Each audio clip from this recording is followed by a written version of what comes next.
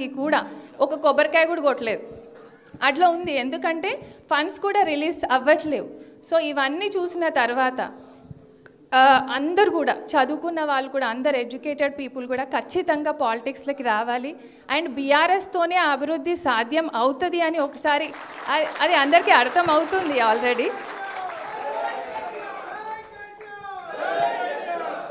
So అందుకోసమనే నేను BRS పార్టీని ఎంచుకున్నాను. అండ్ ఇందులో జాయిన్ అవ్వడానికి కూడా వచ్చాను. అందరు అదే అడుగుతున్నారు, ఎందుకు ఇప్పుడు ఈ టైంలో ఎవరు ఎక్కువ జాయిన్ అవ్వరు, మీరు ఎందుకు జాయిన్ అవుతున్నారు అని. ఎందుకంటే అందరికీ అర్థమవుతుంది స్టేట్ ఎక్కడి నుంచి ఎక్కడికి పడిపోతుంది అన్నది.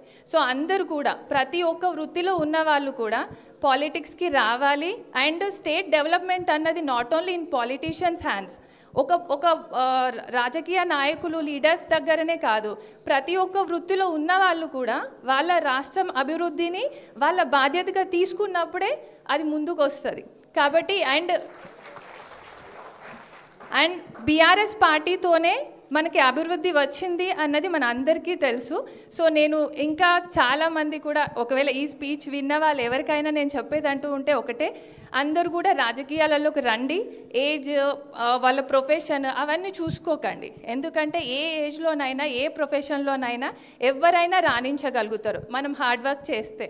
కాబట్టి అందరూ కూడా రాజకీయాలలోకి రావాలి. అండ్ ఇప్పుడున్న పరిస్థితుల్లో మన స్టేట్కి న్యాయం చేయగలిగింది అంటే మాత్రం బీఆర్ఎస్ పార్టీ. సో అందరినీ కూడా నేను అదే సజెస్ట్ చేస్తున్నాను.